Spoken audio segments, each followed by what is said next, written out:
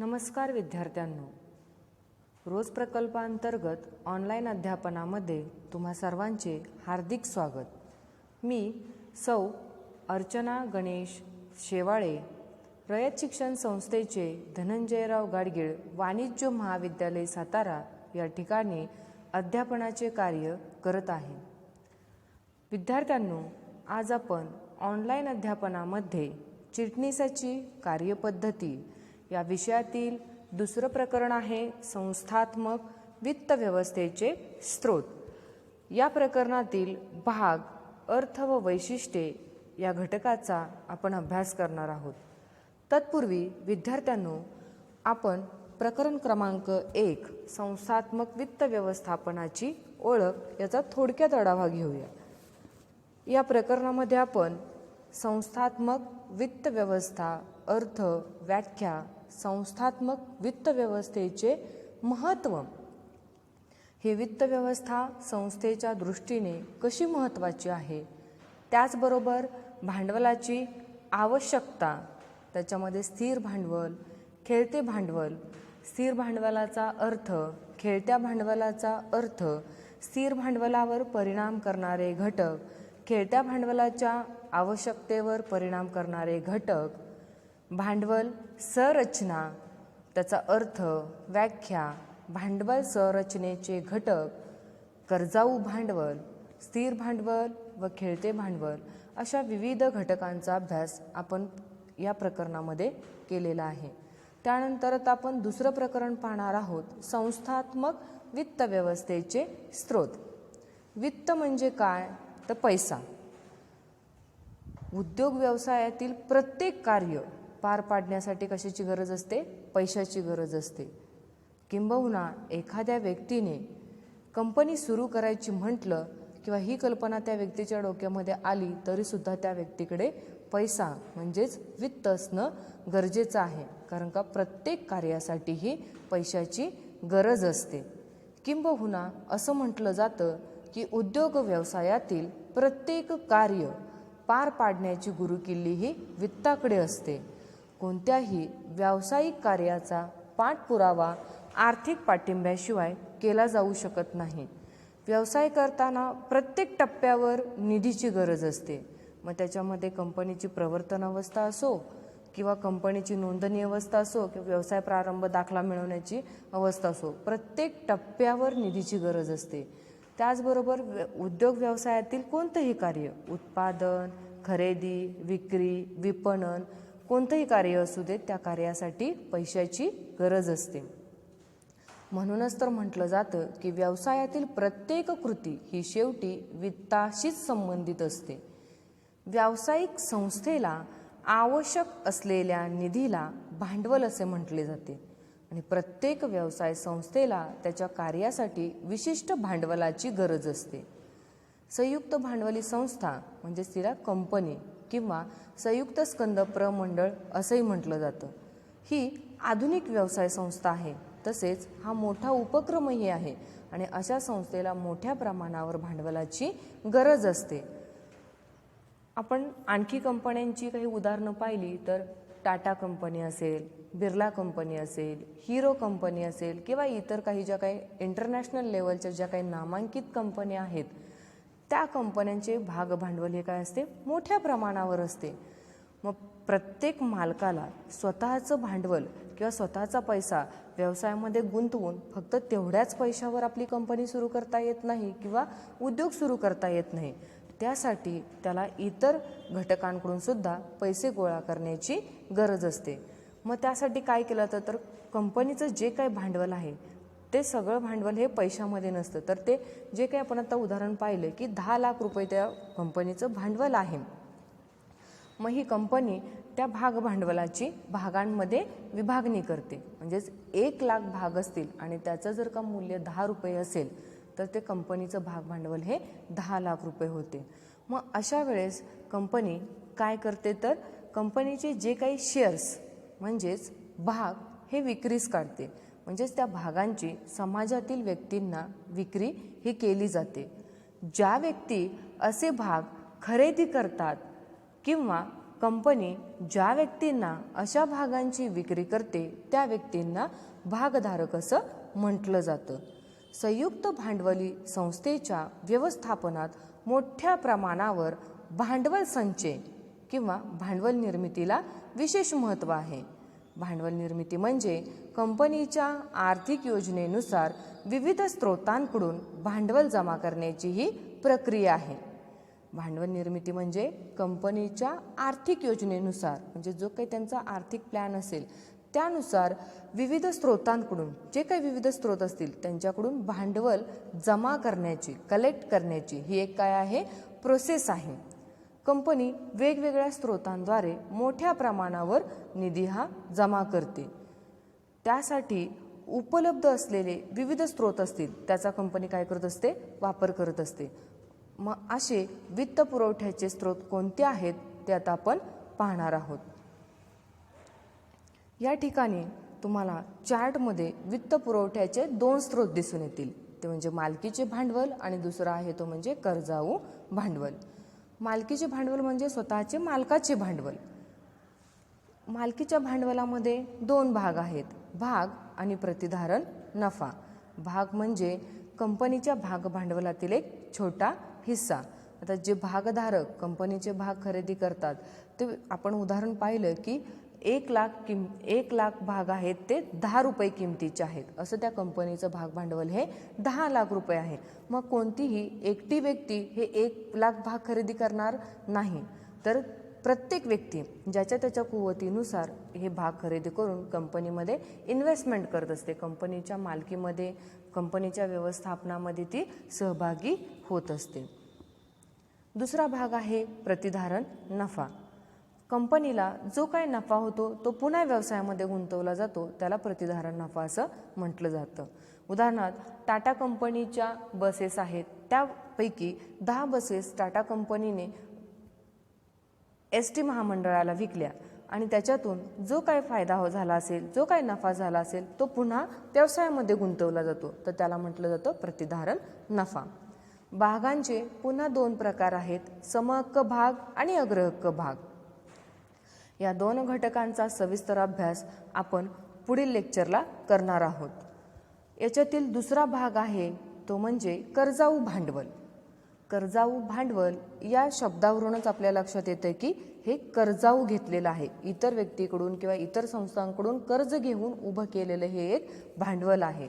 या कर्जाऊ भांडवलामध्ये कर्ज रोखे, ठेवी, बंधपत्रे, जागतिक ठेव पावती, अमेरिकन ठेव पावती, बँकेचे कर्ज, वित्तीय संस्थांचे कर्ज, व्यापारी कर्ज यांचा समावेश होतो.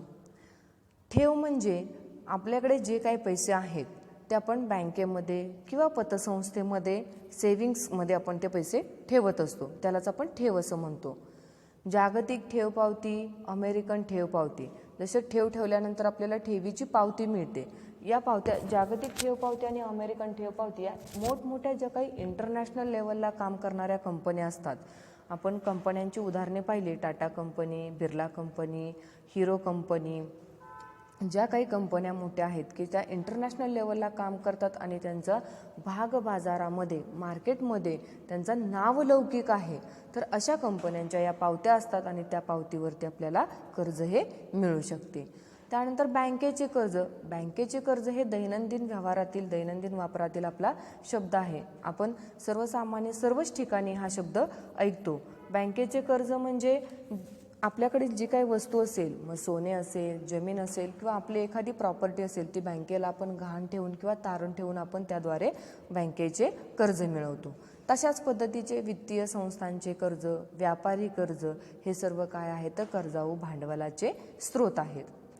हे वित्तपुरवठ्याच्या स्रोतांचे अंतर्गत व बाह्य अशा प्रकारे वर्गीकरण केले जाते.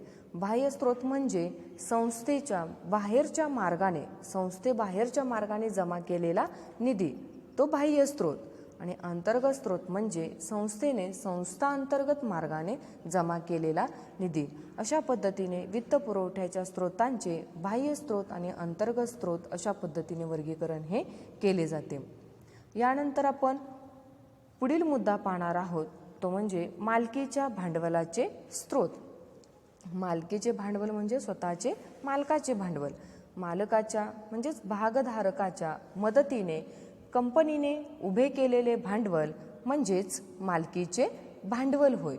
भागधारक कंपनीचे भाग खरेदी करतात आणि त्याद्वारे कंपनीला आवश्यक भांडवल पुरवतात आणि कंपनीच्या मालकीमध्ये किंवा व्यवस्थापनामध्ये ते सहभागी होत असतात. मालकीच्या भांडवलाचाच हा एक प्रकार आहे. मालकीच्या भांडवलाचा आणखीन एक प्रकार आहे तो म्हणजे संचित नफा किंवा प्रतिधारण नफा.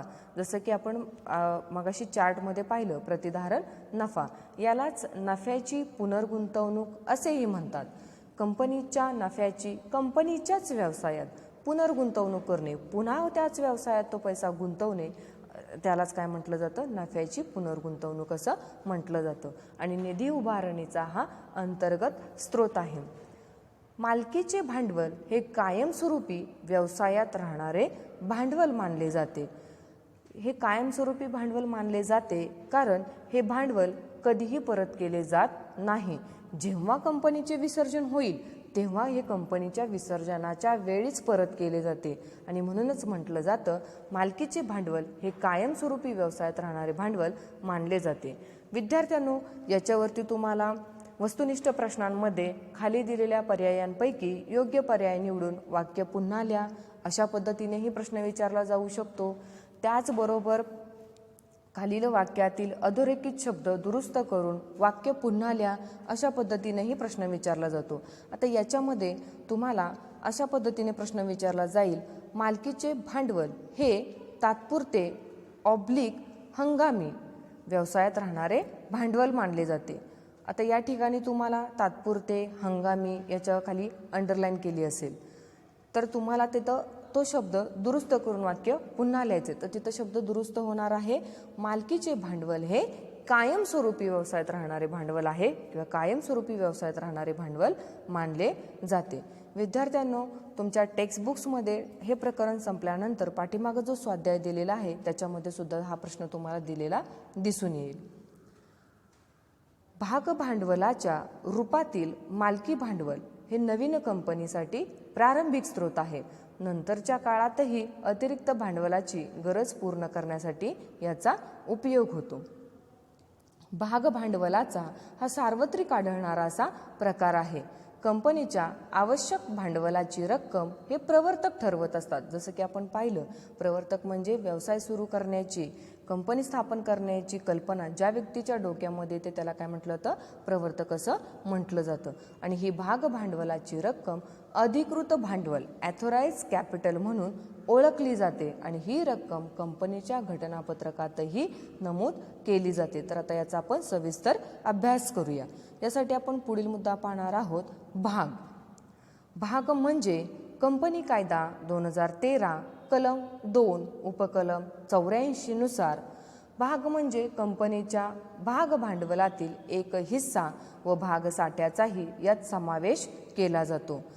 आपण उदाहरण पाहिलं होतं, टाटा कंपनी लिमिटेड असेल किंवा इतर कुठलीही कंपनी असेल, जर त्या कंपनीचं अधिकृत भाग भांडवल हे 10 लाख रुपये असेल आणि त्या कंपनीचे 1 लाख भाग प्रत्येकी त्याचं मूल्य 10 रुपये असेल तर त्या कंपनीचं अधिकृत भांडवल हे 1 लाख गुणिले 10 बरोबर 10 लाख रुपये असं त्या कंपनीचं काय होईल, अधिकृत भाग भांडवल असेल. परंतु एकटी व्यक्ती हे 1 लाख भाग खरेदी करणार नाही. जसं आपण मगाशी विवेचनामध्ये पाहिलं की एकटी व्यक्ती ही भाग खरेदी करू शकत नाही. जो ती व्यक्ती ज्याच्या त्याच्या कुवतीनुसार भाग हे खरेदी करत असते. म्हणजेच काय म्हटलं तर भाग म्हणजे कंपनीच्या भाग भांडवलातील एक काय आहे, तो हिस्सा आहे आणि भागसाठ्याचाही याच्यामध्ये समावेश केला जातो.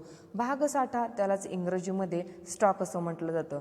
कंपनी रिअलमध्ये कधीही स्टॉक इश्यू करत नाही, स्टॉकची कधीही विक्री केली जात नाही. आता स्टॉक आणि भागामध्ये हा फरक आहे की भाग खरेदी केल्यानंतर त्या भागधारकाला भाग प्रमाणपत्र दिले जाते की त्याच्यावरती त्याचा अनुक्रमांक दिला असेल, त्याने किती रुपये किमतीचे किती भाग खरेदी केलेले आहेत हे त्या भाग प्रमाणपत्रामध्ये नमूद केलेले असते, किंबहुना ते भाग प्रमाणपत्रावरून आपल्याला दिसून येते. परंतु स्टॉकमध्ये गुंतवणूक केलेली रक्कम ही आपल्याला अशा पद्धतीने दिसत नाही की आपण किती किमतीचे स्टॉक खरेदी केलेले आहेत, आपले त्याच्यामध्ये किती किंमत त्याची आहे हे दिसून येत नाही. तर सपोज एखाद्या व्यक्तीकडे 3,000 रुपये असतील किंवा 5,000 रुपये असतील आणि ते पैसे त्याला जर का व्यवसायामध्ये गुंतवायचे असतील तर तो स्टॉकच्या स्वरूपामध्ये तो त्या पैशांची काय करू शकतो, इन्व्हेस्ट करू शकतो. फरक एवढाच आहे की भाग प्रमाणपत्रासारखं त्याला काही इश्यू केलं जात नाही किंवा त्याच्याप्रमाणे त्याच्यावरती नमूद केलं जात नाही की तुम्ही एवढ्या किमतीचा स्टॉक खरेदी केलेला आहे. फक्त तुमचे ते पैसे त्या कंपनीमध्ये इन्व्हेस्टमेंटमध्ये राहत असतात. तर हे झाले भागाची व्याख्या. भाग भांडवलाची विभागणी ज्या घटकाने केली जाते तो घटक म्हणजे भाग. कारण का या भाग भांडवलाची विभागणी या घटकांनी केली जाते, छोट्या छोट्या घटकांनी केली जाते, तो घटक म्हणजे भाग. आणि कंपनीचे भांडवल असे छोट्या छोट्या भागामध्ये विभागलेले असते आणि असा प्रत्येक छोटा हिस्सा म्हणजे भाग होय. प्रत्येक छोट्या हिश्श्याचे मूल्य म्हणजेच भागाचे दर्शनी मूल्य. कंपनीचे भाग हे अल्प मूल्याचे असल्यामुळे सामान्य जनता सुद्धा हे भाग खरेदी करून कंपनीच्या भांडवल उभारणीमध्ये सहभागी होऊ शकते. कोणतीही व्यक्ती स्वतःच्या इच्छेनुसार कितीही भाग खरेदी करू शकते. त्याच्याजवळ जेवढा पैसा असेल तेवढ्या पैशाचे तो काय करू शकतो, भाग खरेदी करू शकतो. आणि जी व्यक्ती असे भाग खरेदी करते त्याला भागधारक अथवा कंपनीचा सदस्य असं म्हटलं जातं. आता यानंतर विद्यार्थ्यांनो आपण पाहणार आहोत भागांची वैशिष्ट्ये. या ठिकाणी या डायग्राममध्ये तुम्हाला भागांची एकूण 10 वैशिष्ट्ये दिसून येतील. ती म्हणजे अर्थ, मालकी हक्क, अनुक्रमांक, हक्क असल्याचा पुरावा, भागाचे मूल्य, हक्क, मिळकत, हस्तांतरण, भागधारकाची मालमत्ता आणि शेवटचं वैशिष्ट्य आहे भागांचे प्रकार. चला तर मग आता आपण याचं सविस्तर विश्लेषण पाहूया. भागांचं पहिलं वैशिष्ट्य आहे अर्थ. भाग म्हणजे भाग भांडवलाचा एक छोटासा हिस्सा आहे. भाग भांडवलाचा तो एक छोटासा घटक आहे. विद्यार्थ्यांनो याच्यावरती सुद्धा तुम्हाला वस्तुनिष्ठ प्रश्नांमध्ये प्रश्न विचारला जाऊ शकतो. तुम्हाला हा प्रश्न अशा पद्धतीने विचारला जाऊ शकतो की खाली दिलेल्या पर्यायांमधून योग्य पर्याय निवडून वाक्य पुन्हा लिहा. टिंबटिंब हा भाग भांडवलाचा छोटासा घटक आहे. तर त्याचं उत्तर आहे भाग हा भाग भांडवलाचा छोटासा घटक आहे. विद्यार्थ्यांनो पुस्तकाच्या जे काही तुमचं प्रकरण आहे त्याच्या पाठीमागे जो काही तुम्हाला स्वाध्याय दिलेला आहे तर त्याच्यामध्ये सुद्धा हा प्रश्न तुम्हाला दिसून येईल. दुसरं वैशिष्ट्य आहे मालकी हक्क. आपण दुकानातून एखादी वस्तू खरेदी केली तर आपण काय सांगतो, त्या वस्तूवरती माझा मालकी हक्क आहे, ती वस्तू माझी स्वतःच्या मालकीची आहे. त्याच पद्धतीने भाग खरेदी करून मालक झालेल्या व्यक्तीला पण भागधारक असं म्हणतो. आणि हा भागधारक काय असतो, त्या भागाचा त्याच्यावरती मालकी, त्या भागधारकाचा त्या भागावरती मालकी हक्क असतो. आणि भाग हे भागधारकाचा कंपनीवरील मालकी हक्क हे दर्शवित असतात. त्यानंतर पुढचं वैशिष्ट्य आहे अनुक्रमांक. भागांचं खरेदी झाल्यानंतर त्यांना एक भाग प्रमाणपत्र हे भागधारकांना दिलं जातं की त्याच्यावरती आपण पाहिलं की हा अनुक्रमांक दिलेला असतो की हा किती नंबरचा भाग आहे किंवा त्याचा क्रमांक किती आहे. भागांचे डिमटेरियलायझेशन झाले नसेल म्हणजे भौतिक स्वरूपात जर का भाग असेल तर प्रत्येक भागाचं स्वतंत्र अनुक्रमांक असतो आणि हा अनुक्रमांक भाग दाखल्यावरतीही नमूद केलेला असतो, म्हणजे शेअर सर्टिफिकेटवर तो नमूद केलेला असतो. आणि जर का भागांचं डिमटेरियलायझेशन झालं असेल म्हणजेच इलेक्ट्रॉनिक स्वरूपामध्ये भाग ठेवले असतील, म्हणजेच त्याचा अर्थ की ऑनलाईन पद्धतीने आपण ती खरेदी केली असेल थोडक्यात, तर जो काही क्रमांक आहे तो इलेक्ट्रॉनिक स्वरूपामध्ये ठेवला जातो. पुढचं वैशिष्ट्य आहे हक्क असल्याचा पुरावा. आता ती वस्तू आपली आहे याचा पुरावा आपल्याकडे काय असतो. सपोज आपण जमीन खरेदीचा व्यवहार पाहिला की 1 एकर जमीन आहे, त्यापैकी आपण अर्धा एकर जमीन खरेदी केली आहे. जमीन काय आहे, दृश्य वस्तू आहे, ती आपल्याला डोळ्यांनी दिसू शकते, परंतु भाग हे अदृश्य स्वरूपात असतात. भाग हे आपल्याला डोळ्यांनी दिसत नाहीत. मग भाग प्रमाणपत्र हे कंपनीने तिच्या सर्वमान्य मुद्रेअंतर्गत जारी केलेले असते आणि भाग मालकीचा हक्क दर्शवणारा हा काय आहे, दस्तऐवज आहे की त्याच्यावरती मालकी हक्क असणारा हा दस्तऐवज आहे की त्याच्यामुळे दर्शवलं जातं की त्याच्यावरती त्या भागधारकाचा मालकी हक्क आहे. कारण भाग ही कोणतीही दृश्य वस्तू नसून ती भाग प्रमाणपत्र स्वरूपामध्ये ठेवलेली असते किंवा इलेक्ट्रॉनिक स्वरूपामध्ये ती सुद्धा ती रूपांतरित केली जाते. त्यानंतर पुढचं वैशिष्ट्य आहे भागाचे मूल्य. प्रत्येक भागाला पैशाच्या स्वरूपामध्ये एक विशिष्ट मूल्य असते आणि ते 3 पद्धतीने दर्शवले जाते. ते म्हणजे दर्शनी मूल्य, त्यालाच इंग्रजीमध्ये फेस व्हॅल्यू असं म्हटलं जातं. विक्री मूल्य त्याला इंग्रजीमध्ये इश्यू प्राइस असं म्हटलं जातं. आणि तिसरं मूल्य आहे ते म्हणजे बाजार मूल्य, त्याला इंग्रजीमध्ये मार्केट व्हॅल्यू असं म्हटलं जातं. तर आता आपण पहिलं मूल्य पाहूया, दर्शनी मूल्य, फेस व्हॅल्यू. हे मूल्य भाग प्रमाणपत्रावर नमूद केलेले असते व कंपनीच्या घटनापत्रकामध्येही नोंदवलेले असते. उदाहरणार्थ पाहायचं झालं तर 10 रुपये किंवा 100 रुपये हे दर्शनी मूल्य. त्यानंतर दुसरं मूल्य आहे विक्री मूल्य. कंपनी ज्या किमतीला भागाची विक्री करते त्याला काय म्हटलं जातं, विक्री मूल्य. सपोज कंपनीचे भाग 10 रुपये किमतीचे असतील आणि कंपनीने जर का त्या भागाची विक्री 15 रुपये किंवा 20 रुपये या किमतीला केली तर ते काय झालं, कंपनी त्या भागाचं विक्री मूल्य झालं. त्यानंतर तिसरं मूल्य आहे बाजार मूल्य. बाजार मूल्य हे भाग बाजारातील मागणी व पुरवठा यांच्यानुसार ठरवलं जातं. सपोज जर का शेअरचा परफॉर्मन्स हा त्या शेअर मार्केटमध्ये कसा आहे त्याच्यावरती हे बाजार मूल्य अवलंबून असते. जर भागाची किंमत 100 रुपये असेल आणि जर का त्याचं मागणी व पुरवठ्यानुसार जर का त्याचं मूल्य 80 रुपये होऊ शकतं किंवा 120 रुपये होऊ शकतं. म्हणजे भागांना बाजारामध्ये मागणी किंवा त्याचा पुरवठा कसा आहे किंवा शेअरचा परफॉर्मन्स कसा आहे त्याच्यावरती हे बाजार मूल्य हे अवलंबून असते. तर ही झाली भागांची 3 मूल्य, दर्शनी मूल्य, विक्री मूल्य आणि बाजार मूल्य. यानंतर भागांचं पुढचं वैशिष्ट्य आहे ते म्हणजे हक्क. आता भागधारकांना भाग खरेदीबरोबर काही हक्क सुद्धा प्रदान केले जातात किंवा त्यांना काही हक्क प्राप्त होतात. तर हे हक्क म्हणजे लाभांश प्राप्तीचा अधिकार, त्यांना लाभांश मिळवण्याचा अधिकार आहे, लेखा पुस्तकांची तपासणी करण्याचा अधिकार आहे, भागधारकांच्या जे काही मीटिंग्स होतात, ज्या काही बैठका होतात तर त्यांना उपस्थित राहण्याचा अधिकार आहे. फक्त बैठकीला उपस्थित राहण्याचाच अधिकार नाही तर त्या बैठकीमध्ये मतदान करण्याचा सुद्धा त्यांना अधिकार आहे. त्यानंतर पुढचं वैशिष्ट्य आहे मिळकत. आपण कोणतीही गोष्ट करत असतो ती कशासाठी करत असतो, आपण आपल्याला त्याच्यातून काहीतरी फायदा मिळत असतो, आपल्याला त्याच्यातून काहीतरी प्रॉफिट होत असतो किंवा मिळकत मिळते म्हणूनच आपण ती गोष्ट करत असतो. आता मिळकत ही भागधारकांना कंपनीच्या वाटपयोग्य नफ्यातून जो काही वाटा मिळतो किंवा तो वाटा मिळण्यास जे काही पात्र असतात त्यालाच काय म्हटलं जातं, लाभांश. आणि ही जी काही मिळकत भागधारकांना मिळते ती लाभांशाच्या स्वरूपातच मिळत असते. त्यानंतर पुढचं वैशिष्ट्य आहे हस्तांतरण. भागधारकाला जर का वाटलं की त्याला आता त्याच्या भागाचं हस्तांतरण दुसऱ्या व्यक्तीला करायचं आहे. हस्तांतरण म्हणजे काय, तर आपल्या जवळची जी काही वस्तू असेल किंवा जे काही असेल, जी प्रॉपर्टी असेल त्याची मालकी आपण दुसऱ्या व्यक्तीला आपल्या स्वतःच्या इच्छेने आपण काय करत असतो, देत असतो. त्याला हस्तांतरण असं म्हटलं जातं. नियमावलीतील नियमानुसार सार्वजनिक कंपनीचे भाग मुक्तपणे हस्तांतरित करता येतात. पुढचं वैशिष्ट्य आहे भागधारकाची मालमत्ता. भाग ही भागधारकाची काय आहे, प्रॉपर्टी आहे, ती त्याची काय आहे, मालमत्ता आहे. हे भाग तो त्याच्याजवळ 10 वर्षासाठी ठेवू शकतो किंवा 15 वर्षासाठी सुद्धा तो ठेवू शकतो, कारण का ही त्याची स्वतःची काय आहे, प्रॉपर्टी आहे. आपण आता पाहिलं की तो काय करू शकतो, त्याच्या इच्छेनुसार दुसऱ्या व्यक्तीला तो हस्तांतर सुद्धा करू शकतो.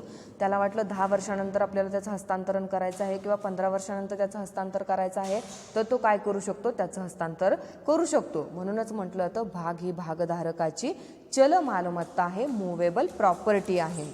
त्यानंतर पुढचं वैशिष्ट्य आहे भागांचे प्रकार. आणि शेवटचं वैशिष्ट्य आहे हे भागांचे 2 प्रकार आहेत, समहक्क भाग आणि अग्रहक्क भाग. आणि कंपनी या 2 प्रकारच्या भागांची विक्री करू शकते. आता हे 2 भाग आहेत समहक्क भाग. जे भाग अग्रहक्क भाग नाही त्यांना काय म्हटलं जातं, समहक्क भाग म्हटलं जातं. या समहक्क भागधारकांना अग्रहक्क भागांना लाभांश दिल्यानंतर लाभांश दिला जातो आणि कंपनी विसर्जनानंतर भांडवल परतफेडीसाठी सुद्धा समहक्क भागधारकांना नंतर अग्रक्रम दिला जातो किंवा अग्रक्रम दिला जात नाही. त्याच्या विरुद्ध अग्रहक्क भागांना लाभांश देतेवेळी त्यांचा प्रथम विचार केला जातो. त्याचबरोबर कंपनीच्या विसर्जनानंतर भांडवल परतफेडीसाठी सुद्धा त्यांना प्रथम क्रमांक हा दिला जातो. तर अशा पद्धतीने आपण भागांची एकूण 10 वैशिष्ट्ये पाहिली. विद्यार्थ्यांनो, याच्यावरती तुम्हाला भाग म्हणजे काय आणि भागांची वैशिष्ट्ये स्पष्ट करा अशा पद्धतीने प्रश्न विचारला जाऊ शकतो. तर या प्रश्नाचं उत्तर तुम्ही लिहिताना सुरुवातीला भाग तुम्ही जी काय प्रस्तावना असेल ती प्रस्तावना लिहा. त्याच्यानंतर भागाची व्याख्या लिहा, जी आपण आता सांगितली कंपनी कायदा 2013 कलम 2 उपकलम 84 नुसार. आणि त्यानंतर तुम्ही भागांची वैशिष्ट्ये स्पष्ट करा.